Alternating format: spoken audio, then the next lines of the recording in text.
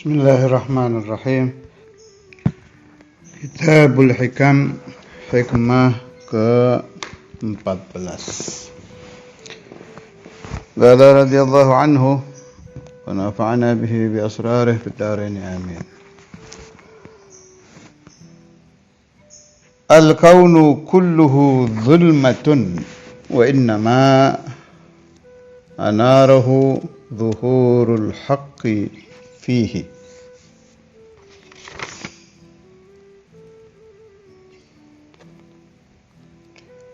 Faman ra'al mukawwana wa lam yashhadhu fihi aw indahu aw qablahu aw ba'dahu faqad a'wazahu wujudul anwar wa hujibat anhu syumusul ma'arifi bisuhubil athar. Kita baca gaul syarih dulu. Kenapa muncul ucapan yang sangat luar biasa ini? Ini masalah besar ini masalah yang di aulia itu yang berhasil mengamalkan ini itu jadi wasil.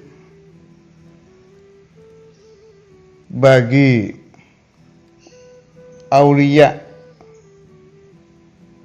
yang mengamalkan ini tidak kuat, jadi majdzub, malah di beberapa kasus sampai dihukum mati.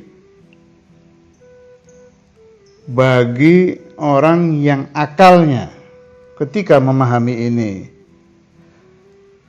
terpeleset, jadi tersesat. Yang tersesat ini dibagi dua lagi.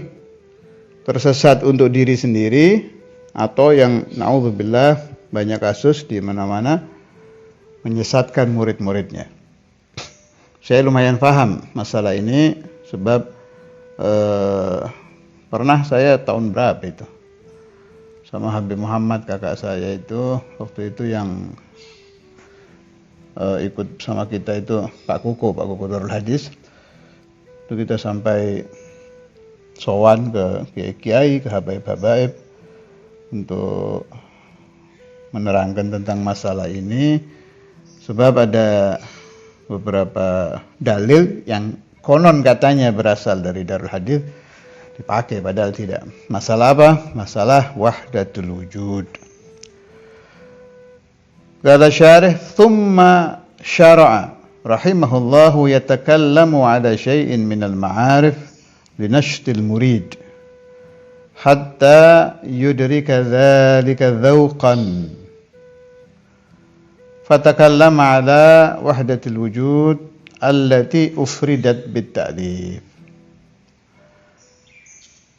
Sayyid Ibn Athaillah itu dari awal hikmah sampai 13 hikmah itu kan luar biasa itu.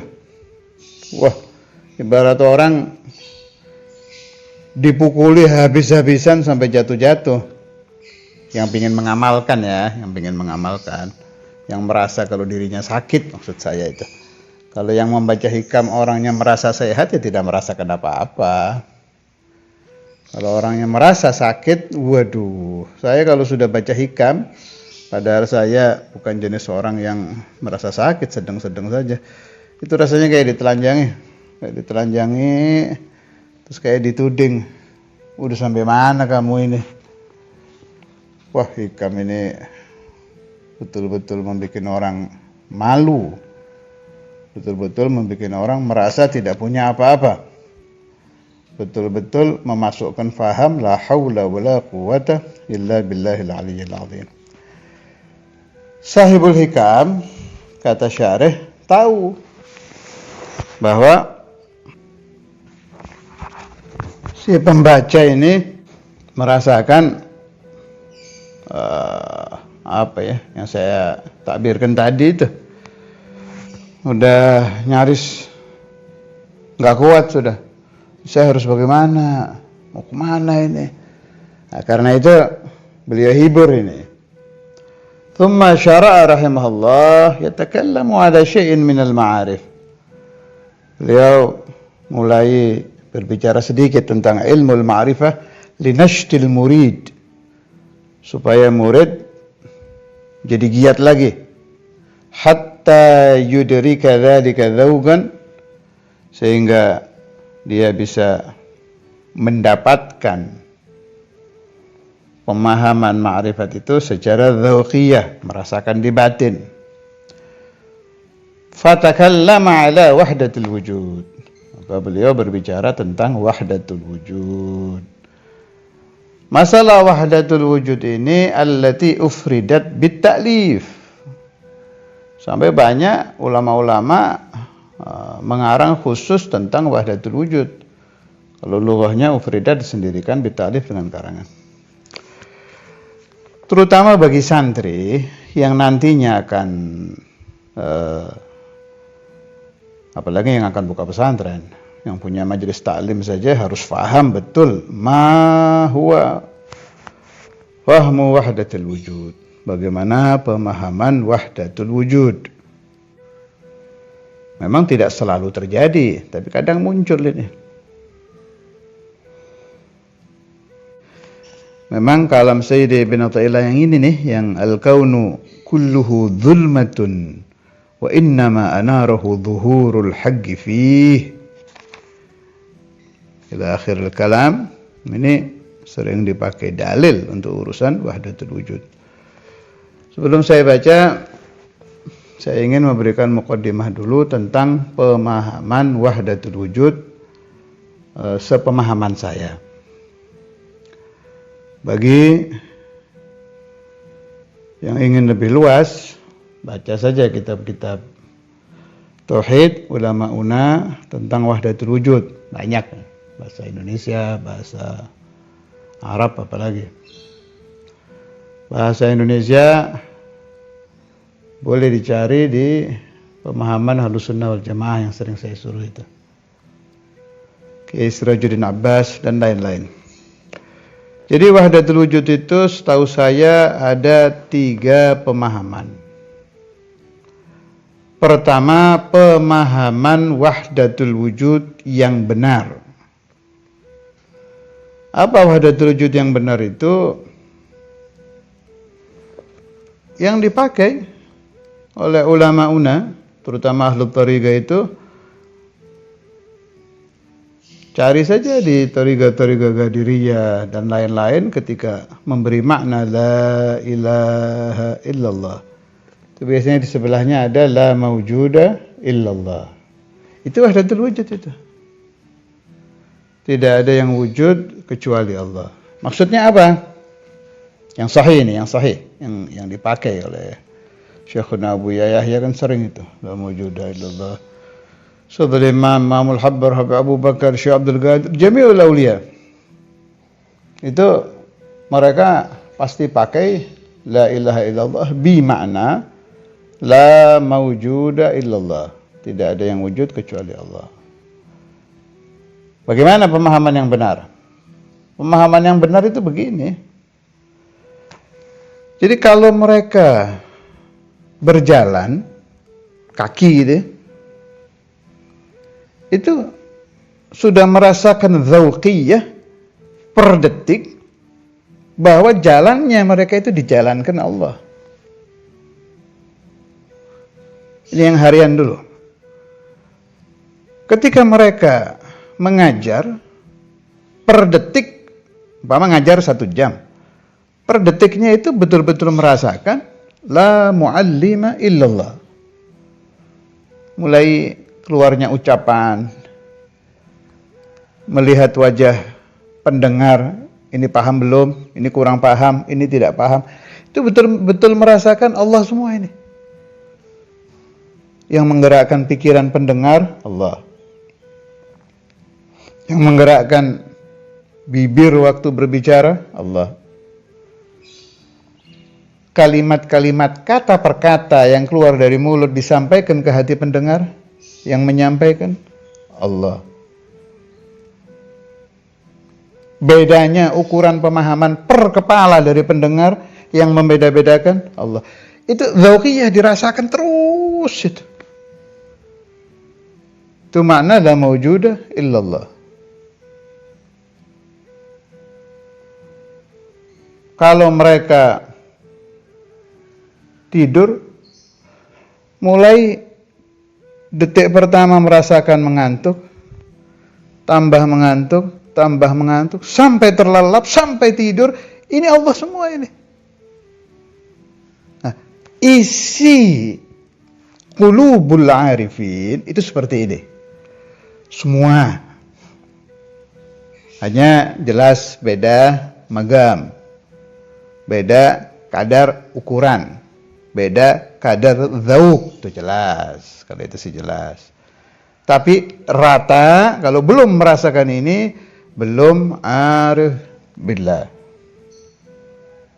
belum dzaiq bi'ulumil qaum. Dzaiq itu dzauqiyah itu. Saya pernah diberi keterangan oleh ba'du masyayikhina, lihat itu orang-orang majadzib itu kalau makan, lain itu, nikmat kita. Saya yang pernah lihat sendiri itu waktu Habib itu yang majadzub di Gondang Legi dulu, almarhum Al-Habib Abdullah bin Syekh Abu Bakar. Makanannya sederhana sekali, kamarnya sangat sederhana, jenis makanan sederhana. Cuma saya tidak pernah melihat orang nikmat makan seperti itu. Limadha hadha? Sebab sudah merasakan la mawjuda illallah. Benar-benar, ya Allah, nikmat gitu. Dia merasa seperti disuapi Allah.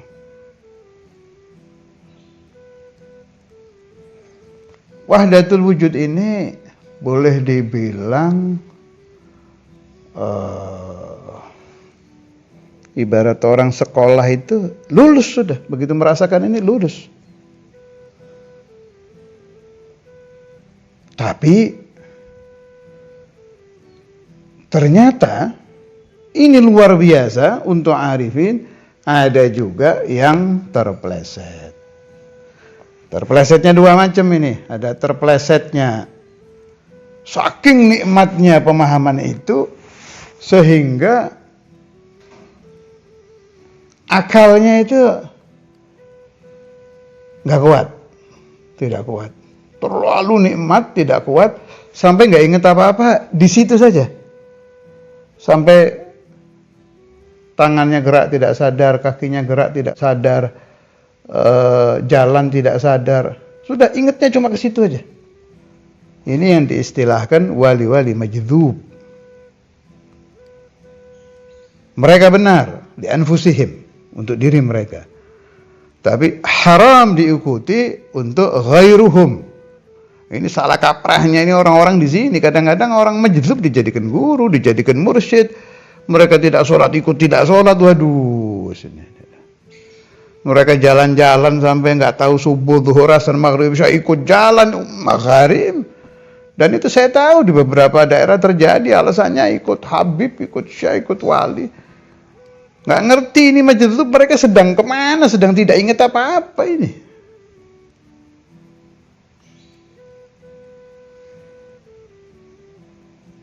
Jadi jelas ya, wahdatul wujud itu memang ada di qulubil arifin, yang kuat disebut kamil.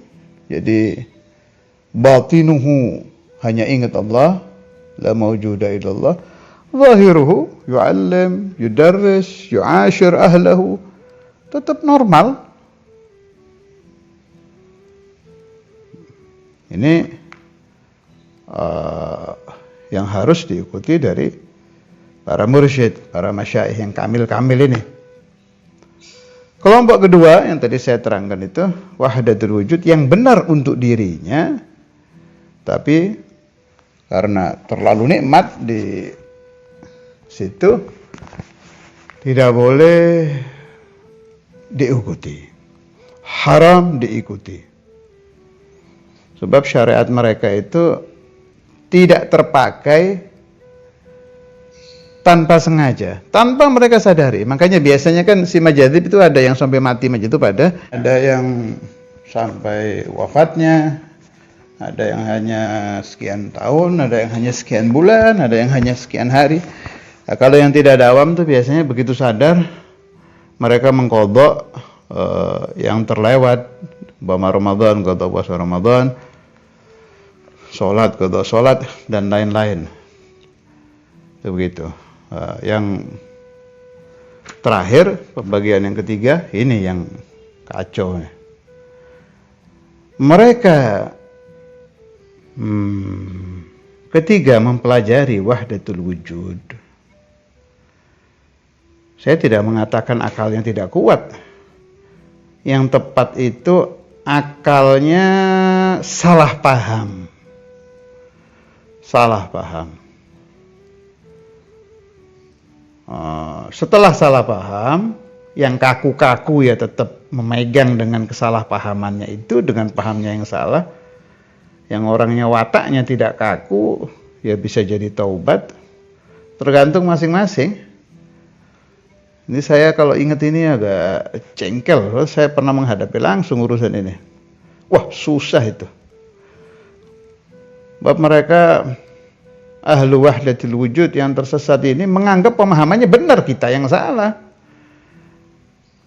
Jadi ketika mereka mendengar Allahu Akbar, Allahu Akbar, azan itu, saya pernah lihat itu.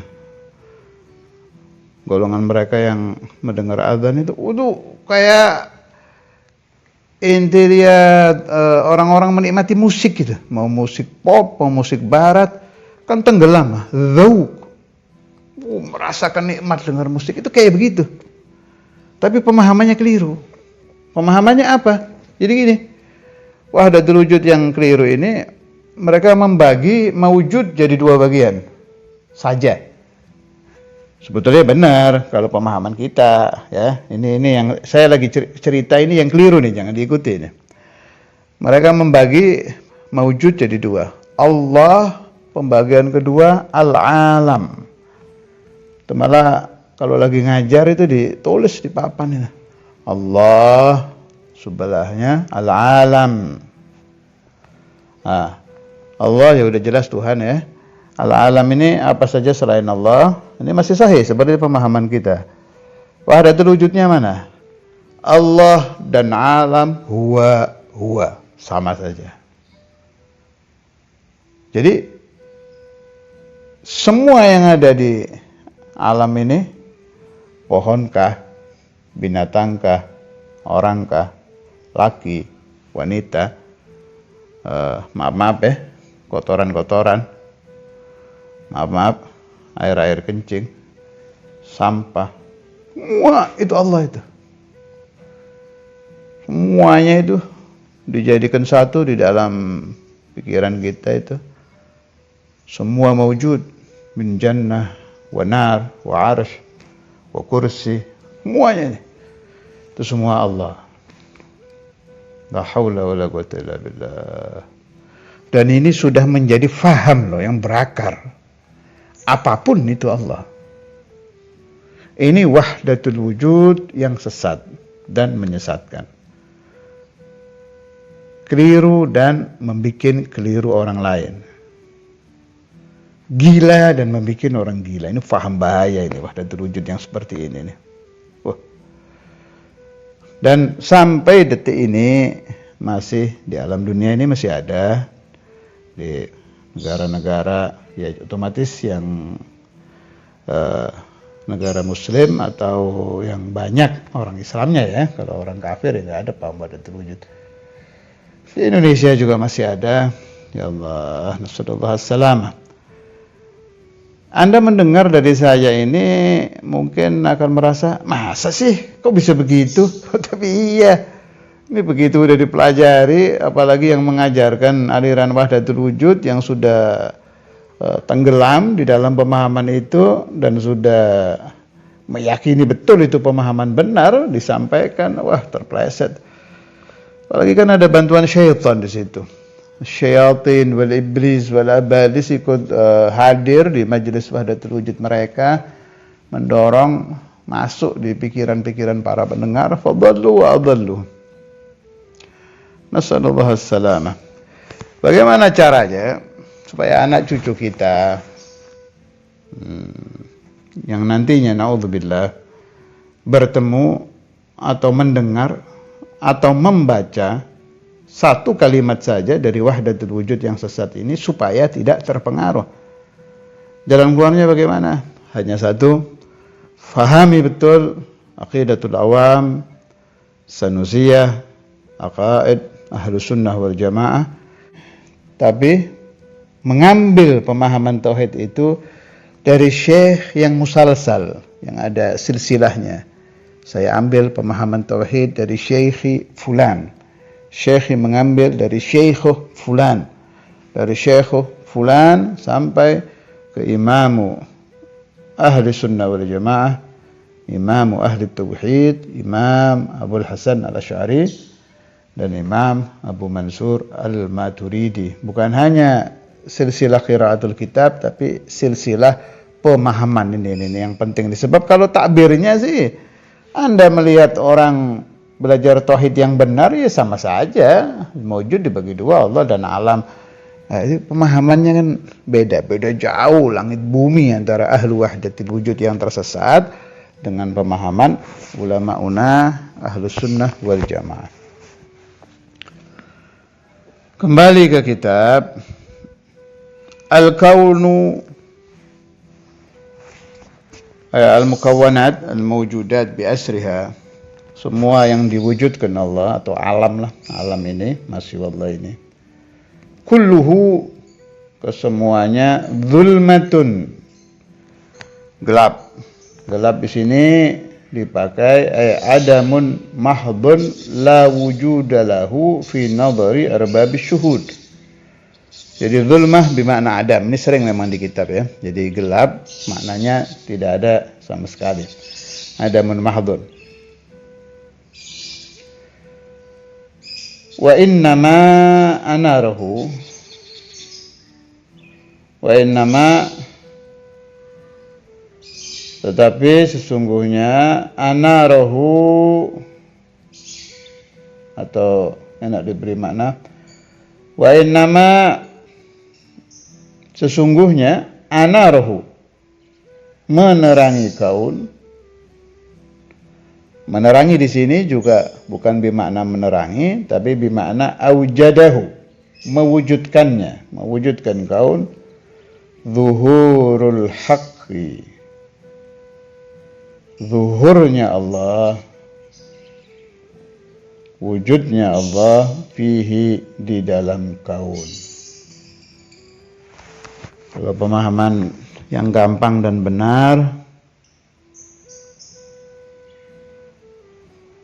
alam ini asalnya adam, tidak ada total, yang mewujudkannya hanya Allah. Dah gitu aja, itu yang sahih. Faman ra'al mukawwana, maka siapa-siapa yang melihat sesuatu yang mukawwan, sesuatu yang mewujud, sesuatu yang diwujudkan Allah, atau bahasa lain, siapa-siapa yang melihat benda apapun di alam ini, walam yashhadhu fihi, tapi dia tidak menyaksikan Allah di benda itu, bimakna tidak ingat Allah ketika melihat, aw indahu, atau di sisinya, aw qablahu, atau sebelumnya, aw ba'dahu, atau setelahnya, faqad a'wazahu wujudul anwar, maka telah a'wazahu di sini ifatahu, melewati dia wujudul anwar al-ilahiyah, adanya cahaya-cahaya ilahi, wa hujibat anhu, dan terhijab darinya syumusul ma'arif, ma'rifat yang diserupakan matahari-matahari, bisuhubil athar, karena sebab awan alam ini, athar al-akwan. Jadi alhasil aulia Allah, para masyayikh, para arifin itu ketika mereka melihat apapun di alam dunia ini, Anda akan menyangka mereka sedang melihat sesuatu itu. Anda akan menduga bahwa si arif sedang tenggelam di dalam pandangan si benda itu, padahal jauh. Ketika melihat benda-benda di alam, yang disaksikan oleh arifin adalah Allah. Ketika mereka berbicara dengan siapapun di alam ini, yang mereka rasakan, mereka sedang berbicara dengan makhluk-makhluk yang diwujudkan Allah. Tapi si makhluk tidak terlihat, tidak terasa. Faka'annahum khatabu rabbahum. Mereka sedang berbicara dengan Allah. Ini supaya nggak kayak khoyal ya, supaya tidak kayak sesuatu yang aneh, sesuatu yang tidak terjadi. Saya kasih contoh saja. Saya adraktu ba'dhum. Jadi contoh begini, ini contoh gampang saja. Ba'dul masyayikh, ini yang saya alami ya waktu itu, saya ketemu itu. Mereka lagi ada masalah di rumahnya, lagi ada problem. Dan ini selalu dikerjakan saat mereka punya problem itu.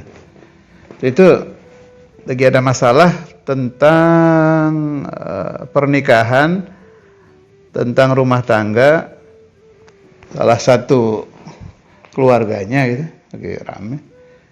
Itu berdiri terus keluar jalan, ketemu tukang beca, diajak ngobrol sebentar.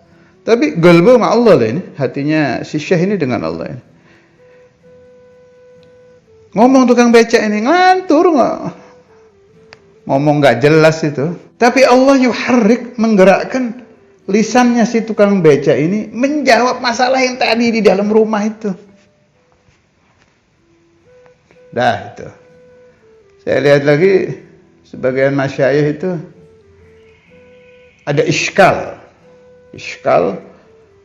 yang harus disampaikan. Ini kan kayak nggak mungkin, tapi ini terjadi harian di mereka ini. Terjadi yaumian. Iskal ini harus disampaikan nanti di majelis yang dihadiri oleh beberapa asatidz. Masalahnya sulit. Ya kita tadi keluar kemana, tapi qalbu ma Allah. Allahumma alimni, itu jalan. Nanti dengar ada orang lagi ngobrol atau lagi debat, lagi apa, didengerin sebentar. Itu Allah yuharrik, jawab yang iskal yang harus diterangkan tadi. Begitu juga kalau mereka sakit, nyari obat. Ya gitu.